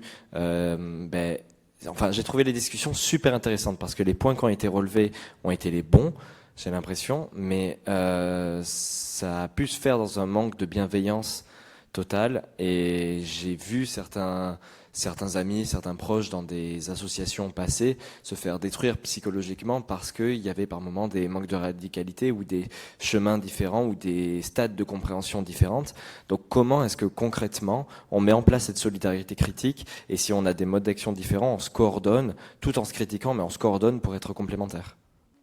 Je veux bien rebondir là-dessus parce que ça rejoint complètement un des credos que j'ai évoqué dès le début, c'est le manque de connaissance, si on veut, d'expérience au niveau sociétal de toutes ces démarches de collaboration, de critique solidaire. Merci aussi pour le concept, je ne connaissais pas. De communication. Enfin, il y a là plein de choses avec lesquelles il faudrait expérimenter et dont on n'a aucune idée aussi au niveau du système éducatif. On va tomber sur la vieille truc, le problème c'est le système éducatif. Mais très clairement, il y a quelque chose qui me frappe à l'école, à l'université, où que vous soyez, on vous demande toujours de partir de zéro. On construit son projet, éventuellement en groupe, si vraiment on est dans un truc un peu progressiste, et puis là vous avez des approches projet, machin, mais vous partez de zéro. Et à aucun moment on ne doit construire sur le projet qu'elles ont fait l'année précédente et l'améliorer, et puis comprendre ce que les autres ont fait pour pouvoir entrer dans cet esprit-là, etc. Zéro. Donc on est vraiment complètement désarmé pour ce qui est de construire sur ce qui existe et ensemble. Donc, enfin désarmé dans le sens où chacune s'arme comme elle peut, mais voilà, on a un long chemin devant nous. Et je pense que donc merci à l'organisation d'avoir permis ces débats que je précise au niveau personnel, j'ai pas trop ressenti. Au contraire, j'avais un petit peu crainte que ce soit moins bienveillant que ça. J'ai plutôt senti de la bienveillance. Donc je remercie tout le monde. J'espère qu'il n'y a pas eu de sentiment de non-bienveillance de ma part. Donc si c'est le cas, je m'en excuse. Effectivement, je pense que, je suis méga critique de beaucoup de choses. Et ça dépend aussi dans quel contexte on se trouve. Là, on se retrouve dans un contexte où on parle de stratégie avec deux autres groupes avec lesquels on n'est pas forcément d'accord en stratégie. C'est pas la première fois qu'on discute avec ces groupes.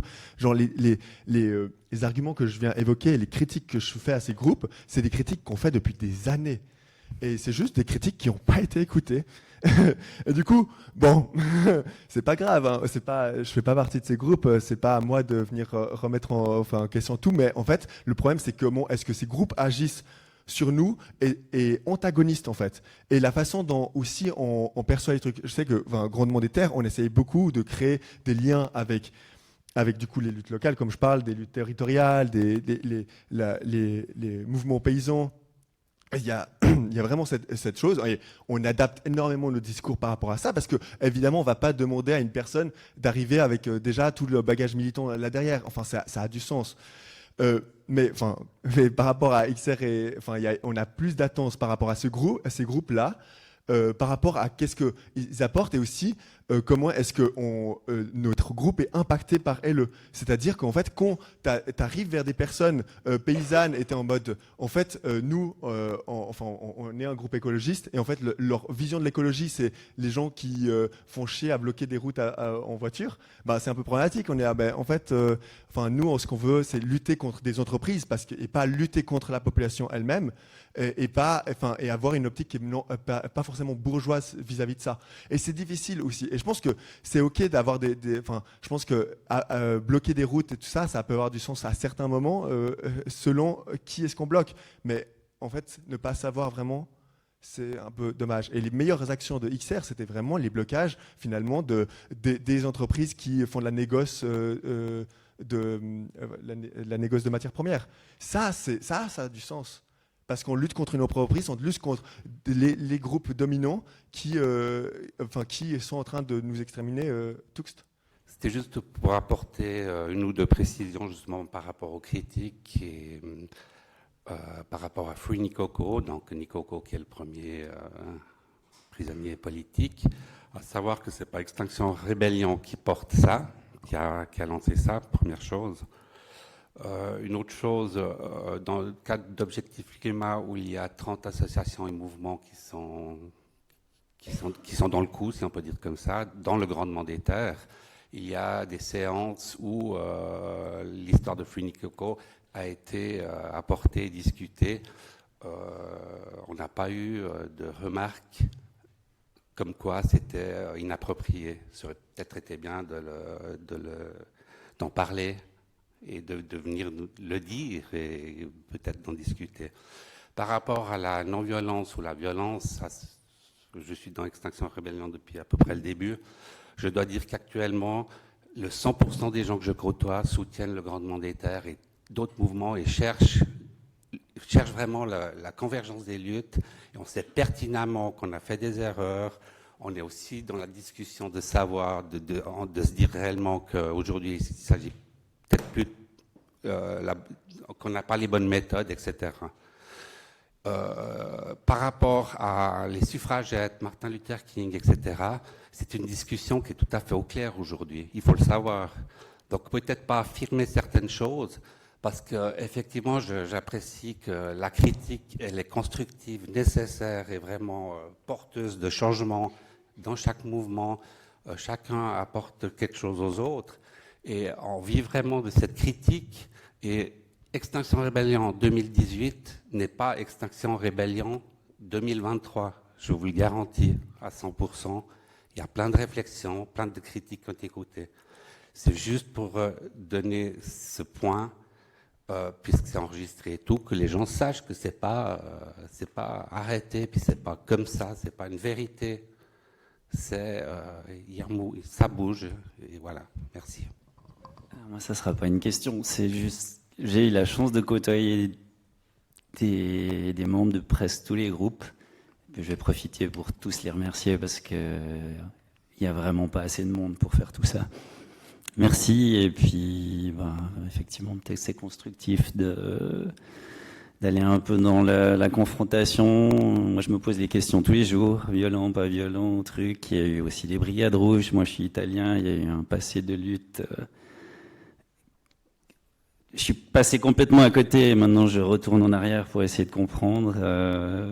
Et voilà, on n'est pas assez, donc essayons de rester plus ou moins soudés.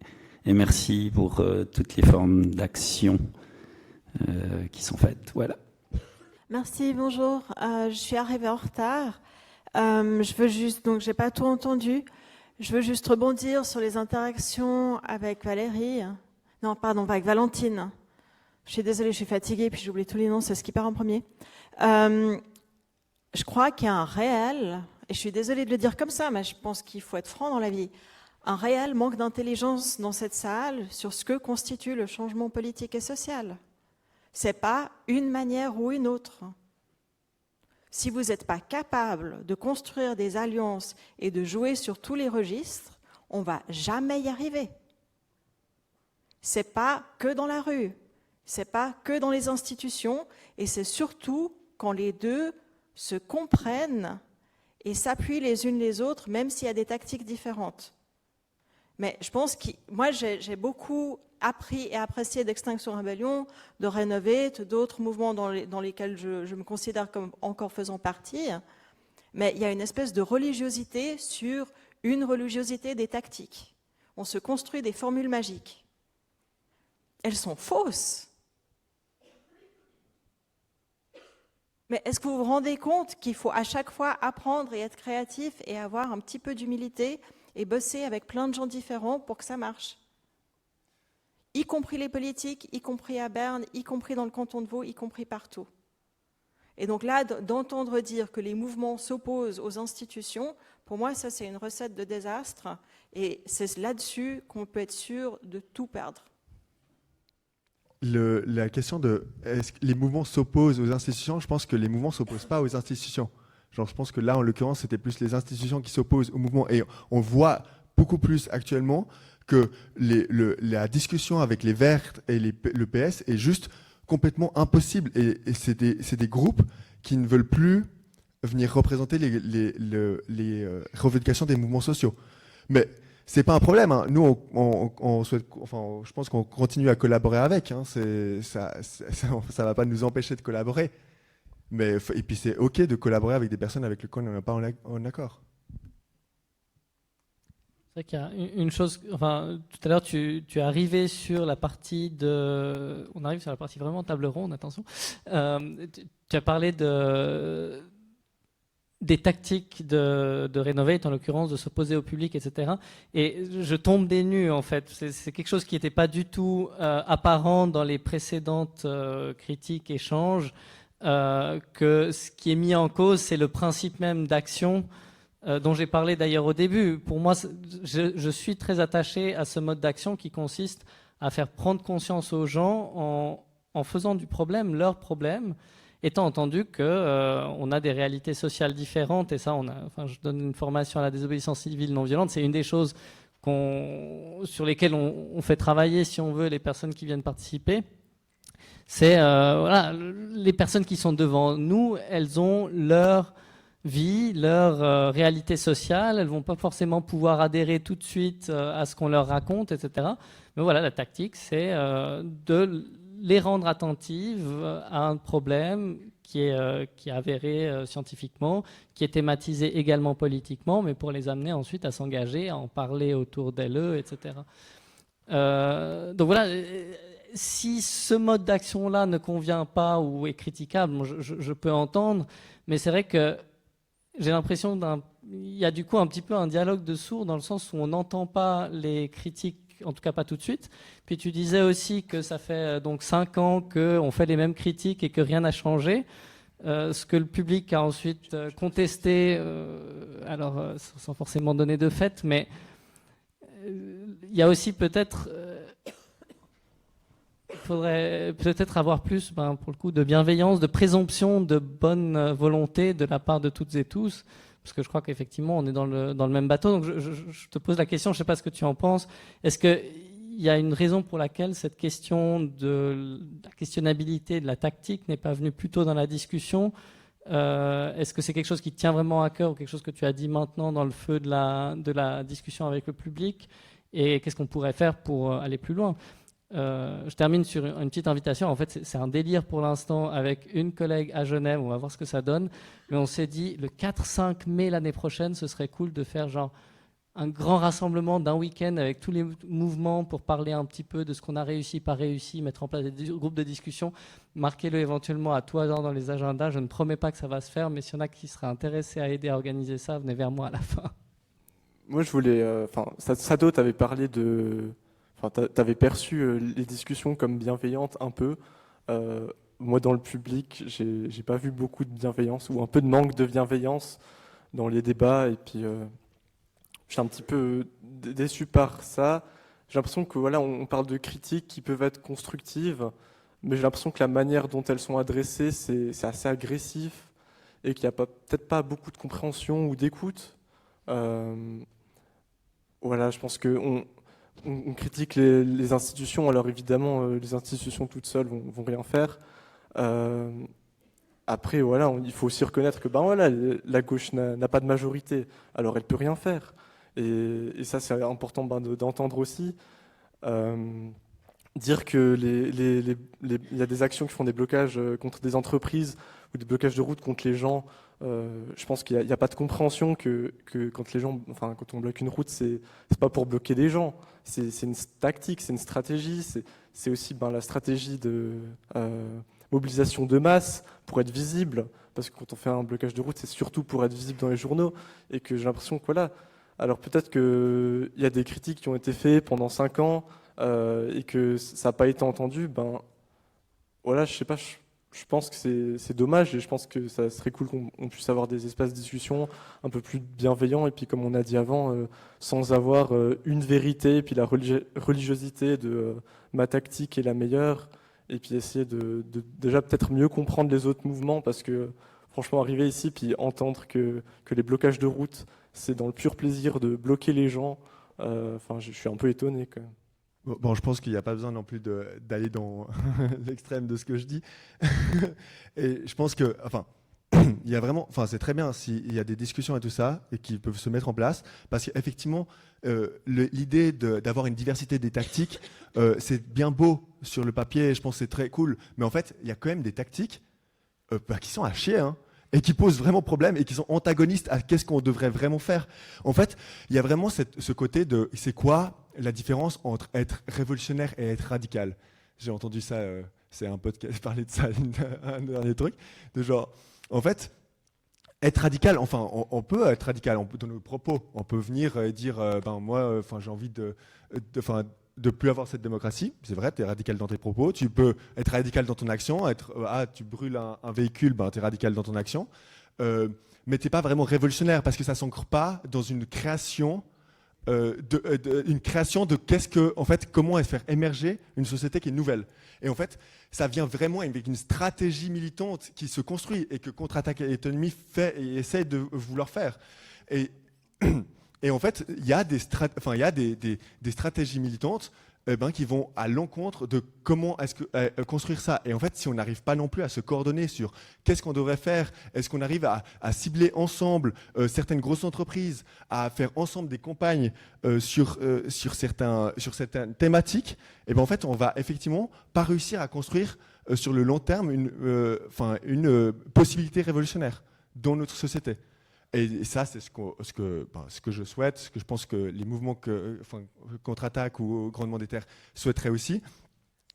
Et ensuite, concernant la bienveillance, je sais pas, j'ai entendu beaucoup ce mot et j'aime bien parce que c'est vraiment, je suis avec plein de gens d'XR. C'est un peu, waouh. En fait, il y a vraiment ce côté, mais c'est quoi, concrètement la bienveillance? Parce que moi, quand je viens évoquer la problématique de ces stratégies, c'est justement pour dire, en fait, c'est oppressant et opprimant pour beaucoup de personnes. Et en fait, quand je critique aussi cette stratégie de venir bloquer des voitures, en fait, c'est qu'il y a énormément de personnes qui prennent la voiture, qui en fait n'ont juste pas cette possibilité. La majorité des personnes qui sont en voiture sont des personnes précaires qui ont besoin de leur voiture pour aller au travail, pour aller s'occuper de leurs gosses ou faire leurs activités. Et il y a quand même cette optique de qui est-ce qu'on veut vraiment toucher? Parce qu'en fait, même si vous voulez être là en mode on va réveiller ces personnes, en fait, ces personnes ont comme vous parlez des réalités sociales, qui font que actuellement, c'est pas dans leur possibilité d'être réveillés en mode c'est vrai, le climat, je vais commencer à être zéro déchet. Enfin, il y a un besoin en fait concret de venir critiquer au lieu de demander des actions individuelles, de critiquer ce système en place et ces multinationales et son état démocratique. Et ça nécessite quelque chose. Et je reviens sur le truc de bienveillance. Du coup, pour moi, je trouve qu'il y a beaucoup de malveillance, en fait, de la violence de la non-violence, comme c'était dit il y a un bout de temps. Et ça, c'est problématique. Et ensuite, il n'y a pas besoin de chercher à avoir toujours de la bienveillance. Il me semble que Elsa Deck-Marceau, dans le livre Faire justice, qu'on a arpenté, il y a tout un moment où elle est en mode, en fait, quand elle théorise la stratégie de la socio-analyse, de venir parler de, en fait, c'est OK d'avoir des rapports de force différents entre des personnes si ceux-ci peuvent être bénéfiques pour les personnes qui sont opprimées. Et de les utiliser dans un autre sens, et notamment dans des entreprises où finalement, si tu retrouves avec tout le monde et tous les employés sont en mode « Oh, mais mon patron, il est méchant », le patron, il va pas dire « Ah, vous n'êtes pas bienveillant avec moi ». Non, il y a un retour de rapport de force, parce qu'en fait, et les employés peuvent finalement sortir de leur oppression qui est le cas. Donc non, la bienveillance, c'était pas non plus, on parle de communication non violente, c'est pas non plus la solution absolument, et il y a d'autres façons d'exprimer ses avis, et c'est pas grave, en fait. Genre, c'est pas grave d'être pas forcément bienveillant. Moi, je voulais juste rebondir un peu en disant que voilà, on a différentes modalités à l'action, qu'on a aussi différentes sensibilités, mais qu'on est vraiment dans le tissage de liens aussi dans Contre-Attaque et qu'on n'a absolument pas de débat ou de critique. Voilà, on se concentre sur ce qu'on fait et on passe pas notre temps à se dire tiens, ce collectif-là. Voilà, on se concentre. Moi, je pense qu'on a un mode d'action qui résonne avec notre conscience et notre volonté de changement maintenant, et qu'en fait, c'est pas le but de s'opposer. Le but, c'est de se concentrer sur un combat qui nous est cher pour l'instant. Et moi, personnellement, je pense aussi que le fait d'exister politiquement, c'est important parce que ça permet aussi d'embarquer d'autres générations, d'autres catégories de population dans le débat. Et que, bon, là, voilà, on est aussi dans des collectifs qui ont, qui ont peut-être moins de 30 ans, qui ont moins de... qui ne sont pas ancrés dans une certaine forme d'institutionnalisation, mais il faut aussi faire exister ce débat dans toutes sortes d'environnements. Donc c'est pour ça aussi que je trouve que moi, à titre personnel, Renovate, c'est quand même une manière de faire exister le débat et de sensibiliser d'autres personnes qui vont peut-être dans une spirale de réflexion après arriver à un mode d'action plus direct ou pas. Mais c'est quand même, ça fait partie du fait de faire exister la conscience écologique. Et pour ça, merci. Moi, j'ai pas beaucoup parlé. J'étais un peu... je crois que en fait, ça me bouleverse pas mal, cette situation, je crois. C'est pour ça que ça me bloque un peu.